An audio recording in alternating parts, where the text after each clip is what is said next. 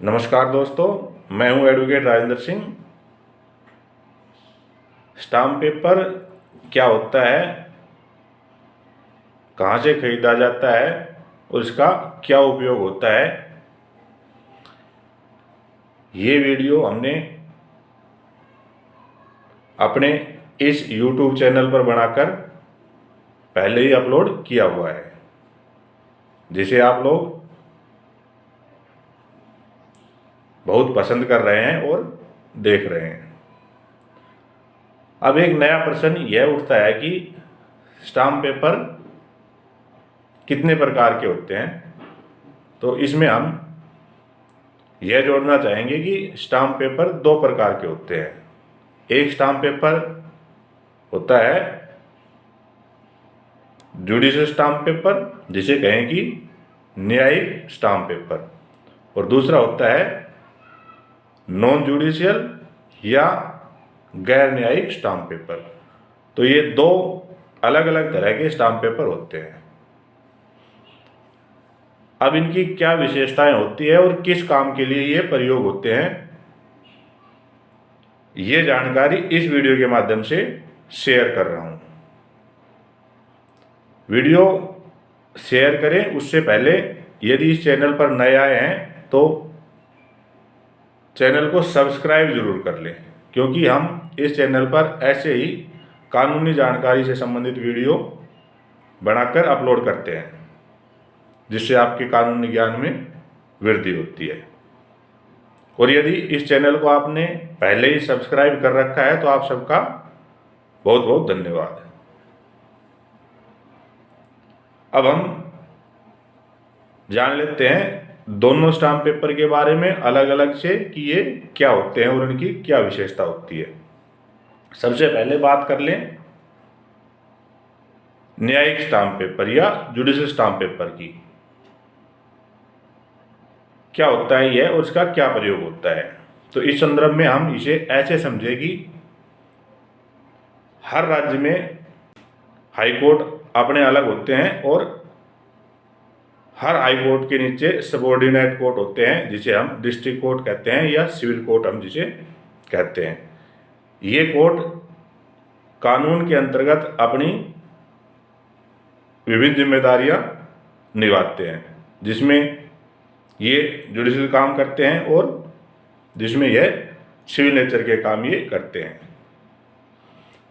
जब कोई civil nature का काम सिविल कोर्ट में किया जाता है, अब सिविल नेचर के केस क्या होते हैं तो कुछ एक उदाहरण हम देते हैं। जैसे कोई किसी का लेन देन है और रिकवरी का मामला है, या किसी जमीन जायदाद से संबंधित कोई मामला है, या कोई रेंट का मामला है, तो इस तरह के जो सिविल केस होते हैं उनमें रिकवरी करी जाती है, या जो पैसे दिए जाते हैं या लेने होते हैं उनका लेन देन होता है, और उसमें कोई डिस्प्यूट पैदा हो जाता है दोनों पार्टियों के बीच में, तो वो कोर्ट में जाकर अपने मामले को रखते हैं।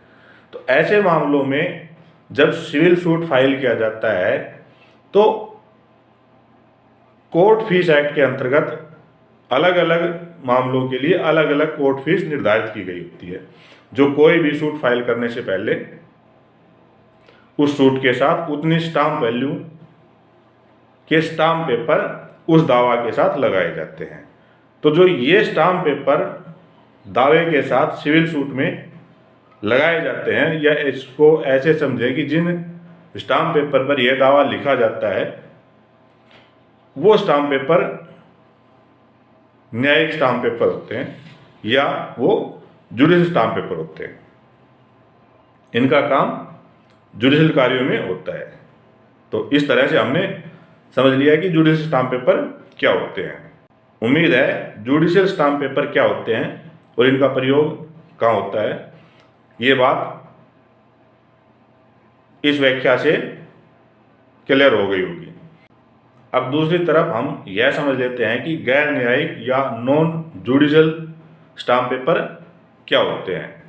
तो न्यायिक कार्यों से अलग, जैसा कि हमने ऊपर चर्चा की, कोई भी काम जिसमें कोई सेल डीड लिखना, कोई किसी संपत्ति का एग्रीमेंट किया जाता है वो लिखना, या कोई आपस में किसी के लेन देन से संबंधित कोई भी बात स्टाम्प पेपर पर लिखना, ये सारे गैर न्यायिक या जिसे आप कहें कि नॉन जुडिशियल स्टाम्प पेपर पर सब बातें लिखी जाती है। अब हर स्टेट गवर्नमेंट का अपना अपना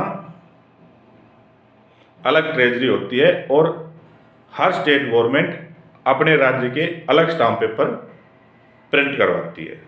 अब इसमें दोनों बातों को समझ लें कि नॉन जुडिशियल और जुडिशियल दोनों ही स्टेट की अपनी अपनी अलग अलग स्टाम्प होती है। हरियाणा के अपने अलग स्टाम्प पेपर होते हैं,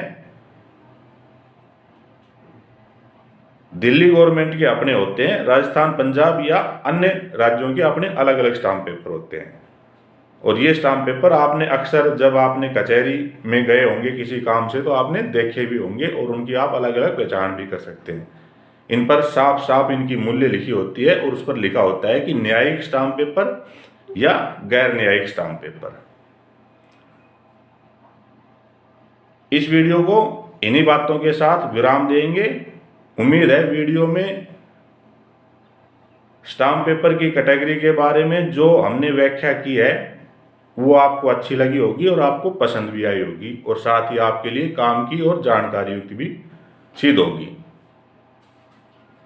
वीडियो पसंद आई हो तो वीडियो को ज़्यादा से ज़्यादा लाइक कर दें, जानकारों तक शेयर ज़रूर कर दें ताकि जानकारी आपके अलावा दूसरे लोगों तक भी पहुंच सके। फिर मिलेंगे हम इसी चैनल पर और ऐसी ही महत्वपूर्ण जानकारियों के साथ। आप जुड़े रहिए इस चैनल के साथ, आप देखते रहिए, सीखते रहिए, समझते रहिए। आप सबका दिन शुभ हो। धन्यवाद।